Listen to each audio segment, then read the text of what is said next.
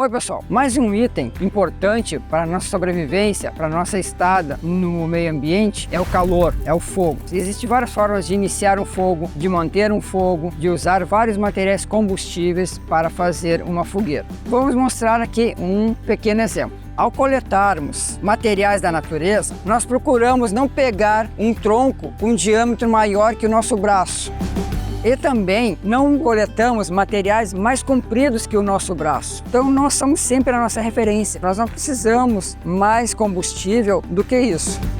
Ao usarmos ferramentas de sobrevivência, nós não podemos sair batendo com ela, sair usando ela como se fosse uma ferramenta normal, porque ela é de sobrevivência, ela tem vários itens sensíveis. Então nós sempre apoiamos ela contra a madeira, usamos uma outra madeira para fazer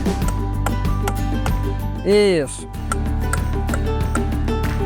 E assim nós vamos tirando as nossas lascas. Como eu não quero utilizar materiais da natureza para fazer fogo, eu trouxe madeiras de casa, madeiras de obra, madeiras que a gente pode queimar sem problema nenhum. Elas foram separadas em pedaços grandes, pedaços médios e pedaços pequenos. Vamos agora montar a nossa fogueira.